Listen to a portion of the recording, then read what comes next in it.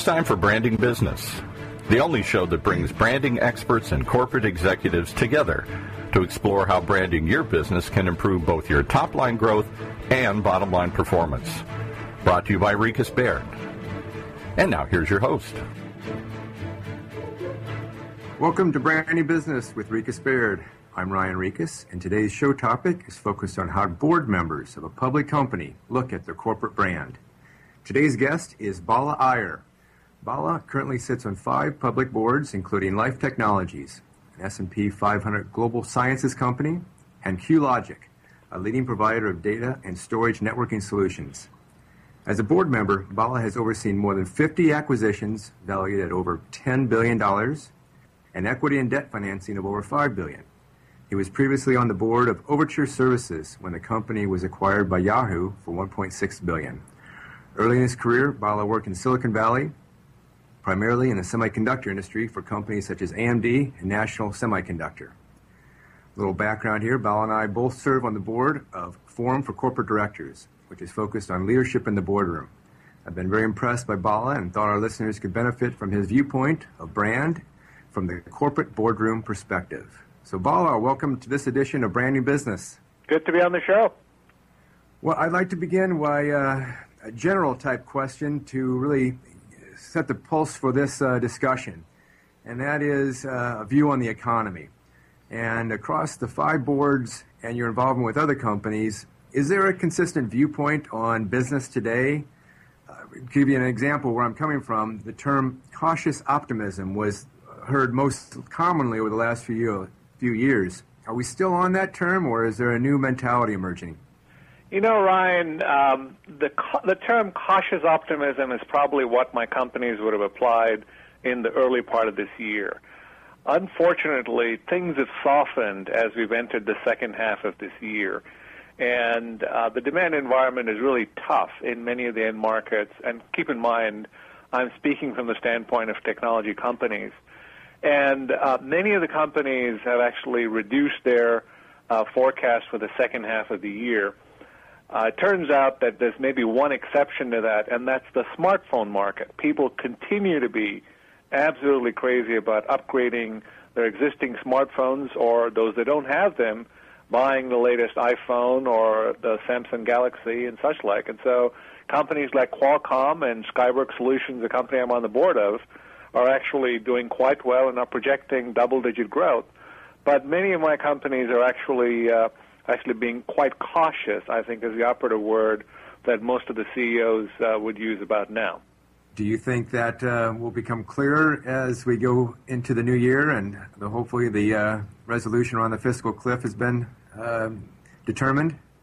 Well, the fiscal cliff will certainly help clarify a number of different things in terms of the rules under which companies are going to operate. So there's no doubt that will actually help people think through their choices. But ultimately, it's going to be a question of demand. Demand from enterprise customers, demand from consumers, and the state of the economy broadly, not just in the U.S., but around the world. And, you know, for many of my companies, growth is coming largely from emerging markets. I mean, many of my companies look at China and India as the source of a very large percentage of the growth. So it's not just conditions in the U.S., which is what we traditionally have looked at, but also conditions in those economies when we look at how well the companies are going to be doing in the second half of the year and beyond. I see. So those markets are softening as well. Yeah, there's no doubt. I mean, they are softer, but I think we live in one true global village these days, and I think China takes its cue from the export economies in the developed world, in Europe and in the U.S., and I think they're doing a lot to try and stimulate their own consumer demand, but it's still very much of an export-driven industry, economy in China, as it is in India. And so it's all pretty linked, but it is something that we're all monitoring very carefully. And I think that's part of what's going on with the way CEOs think about the business and why they're cautious.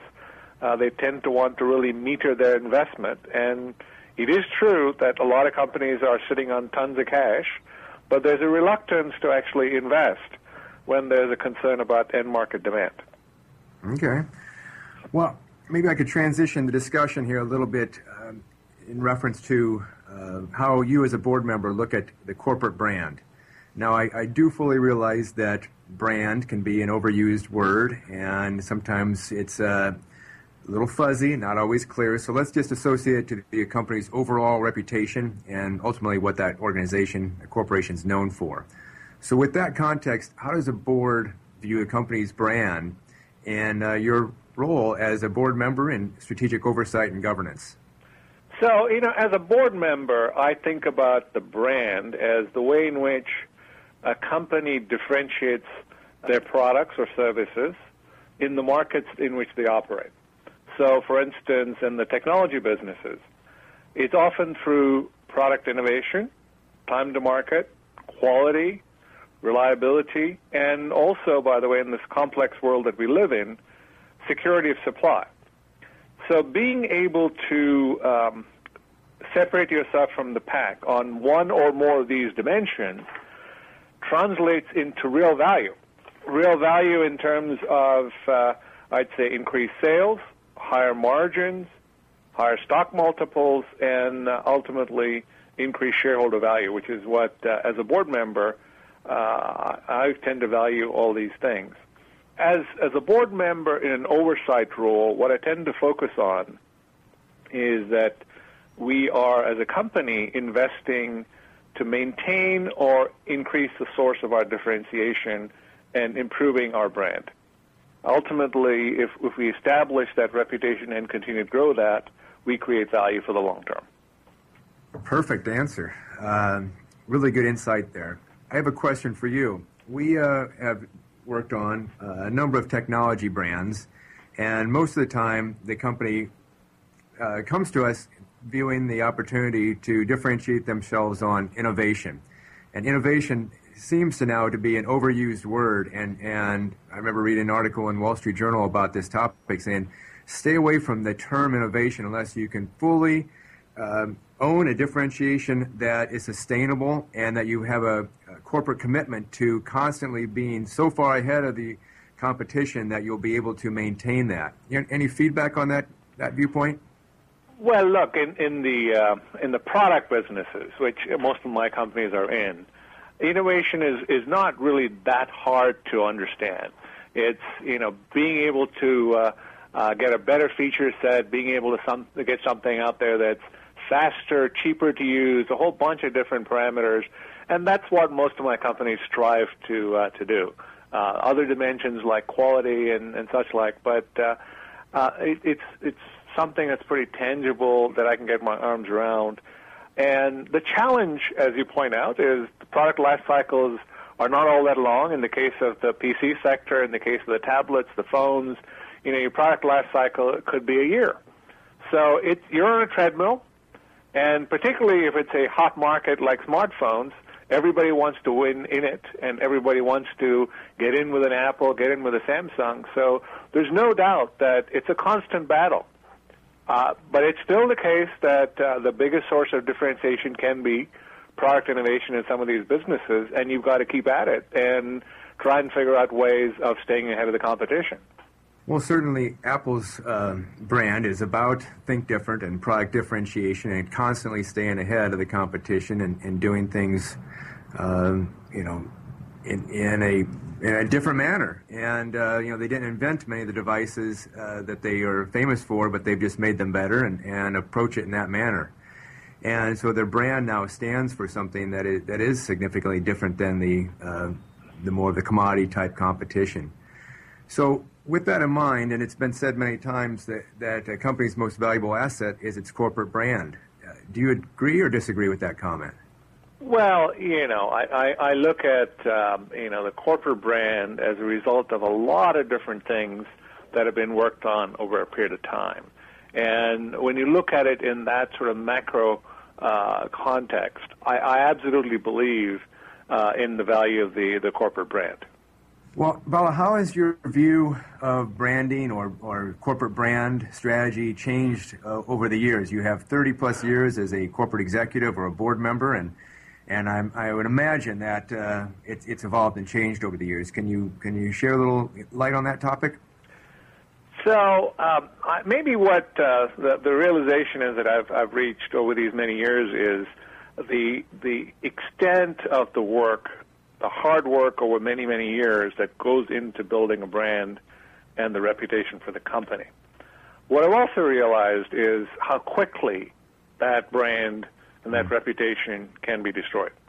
The thing that I've seen in action is how a company reacts during a crisis has such an enormous effect on the way the brand gets sustained beyond that particular event. So, for instance, if you're a product company, you do have problems from time to time. You launch a product, particularly if you're trying to get there first to market, there could be some issues. But lots of times, as soon as a customer brings that to your attention, your willingness to get in there and engage with them and work with them to solve the problem can have a lasting impact on the customer's view of how you deal with things. And even though you start with a problem, the way in which you deal with that can really make a difference to that long-term relationship. That's a terrific insight, Bala. You're absolutely right. It begins with owning the problem and speaking about it in an open and honest manner. And our experience has been is that people and companies will be able to relate to you if you treat it openly and honestly and transparently, and with the intent of fixing it and then overcoming it and resolving it. You actually have an opportunity to create a deeper customer relationship than one that you might have had before. And if you don't deal with it openly and honestly, then your problems can multiply very quickly, like you mentioned. I think the thing to remember is that everybody has a problem or two. And you shouldn't look at, an issue that you have as, something that's going to be a long-term problem. You've got to look at it as an opportunity to really set yourself apart from other companies that deal with problems and make sure that the customer really remembers how you dealt with it. Right.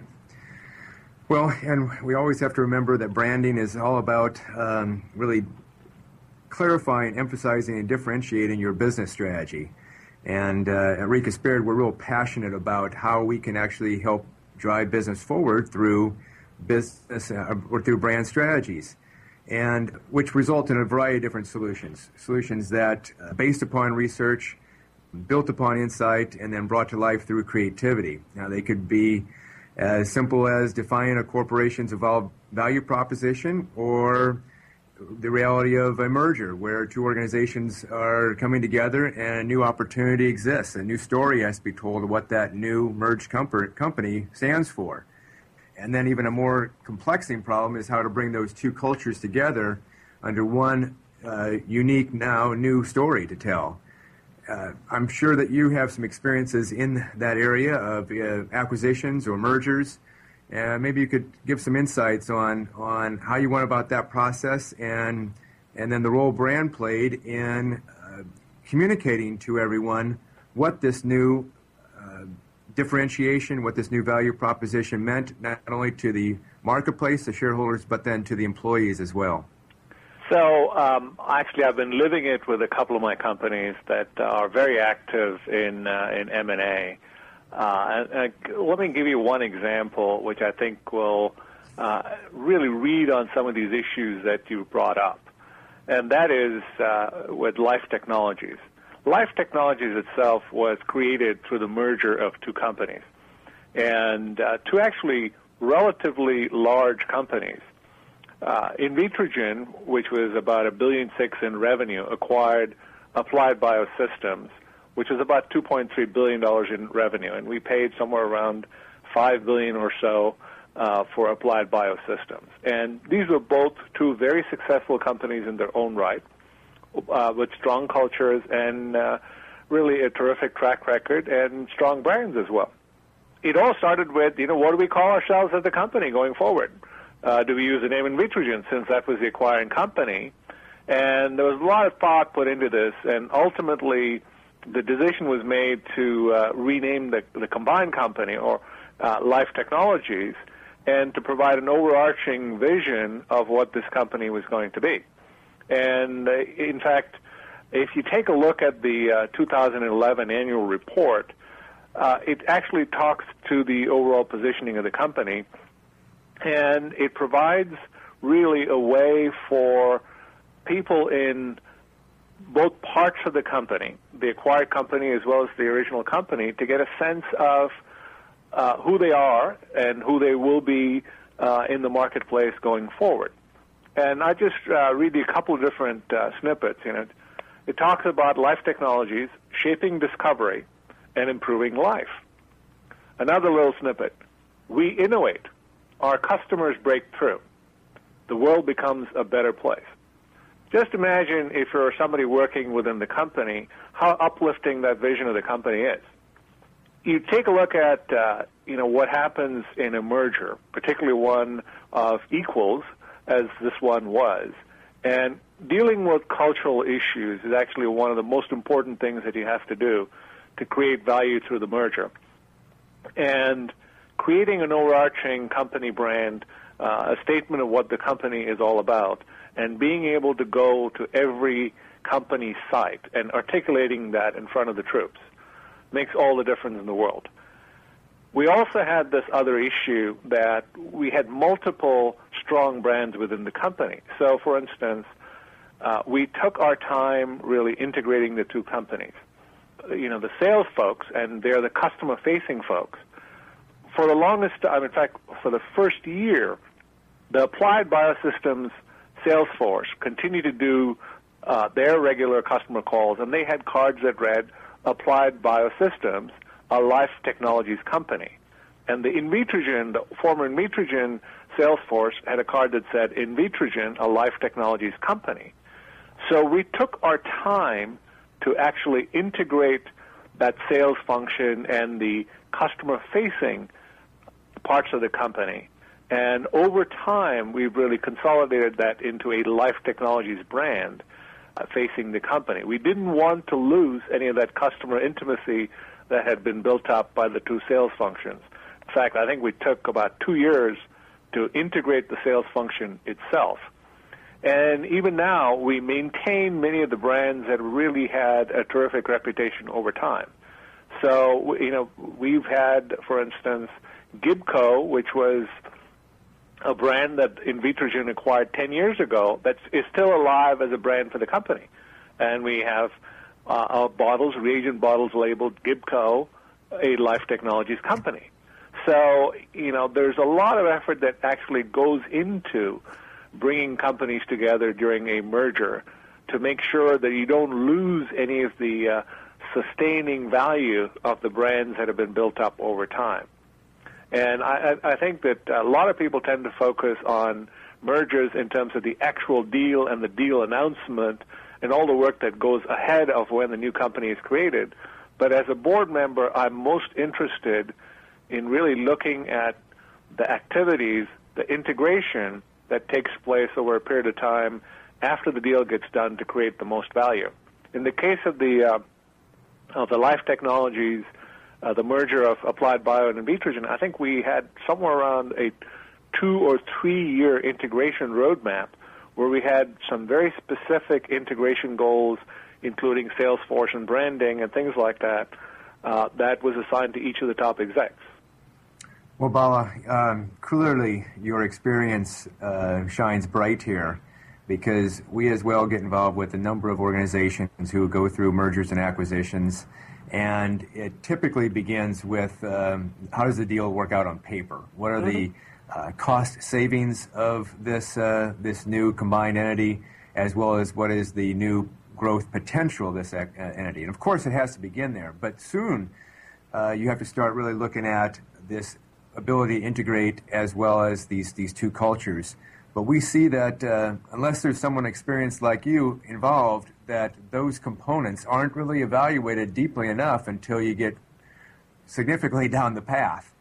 But I have to tell you, though, the team at Life Technologies is terrific at integrating companies, and it's great to have folks who know what they're doing when it comes to mergers. And it's a lot easier as a board than to entrust the capital of the firm to mergers and acquisition activity when you know people are out there who can lead that integration and the value creation activity. Well, you're absolutely right. If they have a culture of being able to do that and a proven track record, boy, you can really lean on that as a growth strategy, can't you? Absolutely. Well, the example you gave was perfect. The ability to leverage the existing brand equity from these organizations and then define a migration strategy using an endorsed brand like A-Life Technologies Company. Very, very effective. The thought around bringing cultures together is, as you mentioned, sometimes the biggest challenge of all. Any insights there you want to share with our listeners of how to integrate cultures together? Well, I think a lot of it starts with a sense of fairness in terms of how the two companies get put together. So in the case of Life Technologies, for instance, we had very good representation from senior leadership of both Invitrogen and Applied Biosystems. We had the leadership team very active and very visible among the troops. And for the first 6 months to a year, they visited the various sites around the world multiple times, reiterating what the company was all about, communicating over and over again exactly how the two companies were going to come together. I talked about the pace at which we brought the sales force together. Likewise, we had a roadmap for how we were going to integrate manufacturing. So I think communication is really making sure everybody is aware of what to expect, and then following through and updating people as the various actions are completed. They're all extremely important. Yes, you're absolutely right. In this case, you had two brands, well-known, very established, and yet you chose to come up with a new name, and I think it's always easier to integrate both cultures under one new name rather than one organization whose identity is going away. So it can be very effective, this method that you just used. And there was really a lot of thought put into it because it was important that a deal of that magnitude actually succeed and create value. Yeah. Well, Bala, let me shift gears here a little bit, but I'm interested in your background in finance and as a CFO, and specifically on the topic of how you put a value on a brand. And the reason I bring it up, Forbes just came out with its annual brand valuation ranking, citing Apple as the world's most valuable brand at $87 billion, just the value of the brand alone. Microsoft at $55 billion, Coca-Cola at $50. In fact, technology brands dominated the top 100, with 24 of them making the cut. IBM at number 4, Google 5, and Intel 6. And their methodology was a combination of financial metrics, historical earnings, and their impact within the industry, their ability to differentiate, as well as consumer sentiment, and what consumers thought about the brand over a number of up to a dozen attributes.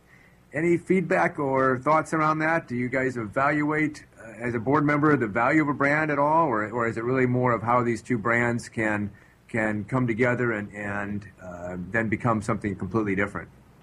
Well, look, I'm a CFO and I'm a numbers guy, so I tend to look for an objective metric that I can use. And probably the best way I think about the value of a brand is to take a look at the profitability, gross margin, for instance, of a company relative to its peers as a pretty good proxy of how customers perceive the value that that company is bringing into them. So for instance, I don't know if you are aware of this, but I quite appreciate the comment being made about the value of the Apple brand.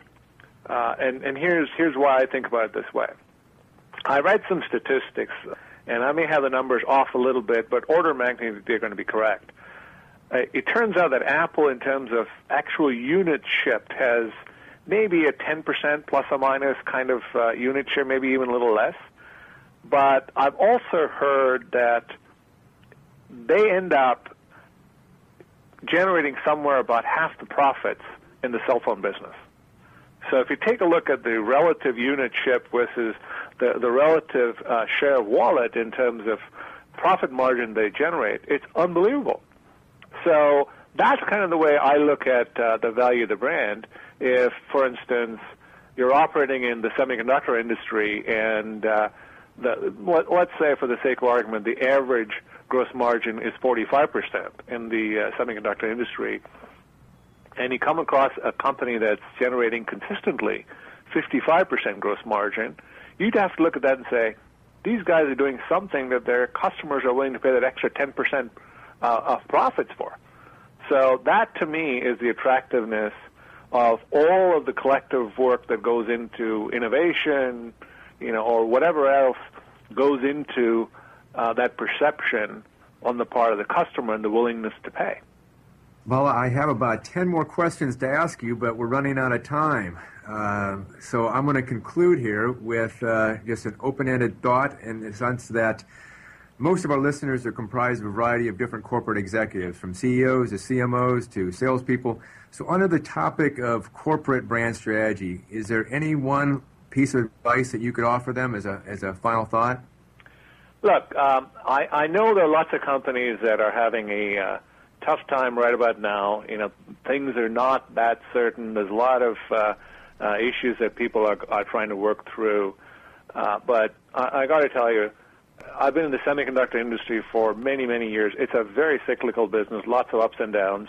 And if there's one lesson I've learned, it is that the actions that you take during a downturn are really what determine your market position over the long haul. So here's the advice that I would have. Prioritize, focus, and invest in the 2 or 3 things that are key differentiators for the company during a downturn. And you will not have to worry about your market position over the long haul. That's terrific advice, and I think it goes well beyond the semiconductor industry. Well, Bala, thank you for being a guest on Brand New Business. If our listeners have any questions of you, how could they best reach you? Is there an email address or a website or something they can go to contact you? Sure. My email address is biyeroc@yahoo.com. All right. Thank you for sharing that, Bala. Terrific insights today. Like I said, I have so many more questions to ask of you, but we ran out of time. So maybe we can schedule another show down the road. All right. Thank you again, Bala. Thanks. Well, that concludes our show for today. This is Ryan Rikas, and you've been listening to another edition of Brand New Business with Rikas Baird. If you'd like to listen to the past shows or read our blog series, visit brandnewbusiness.com. Until our next show, stay focused.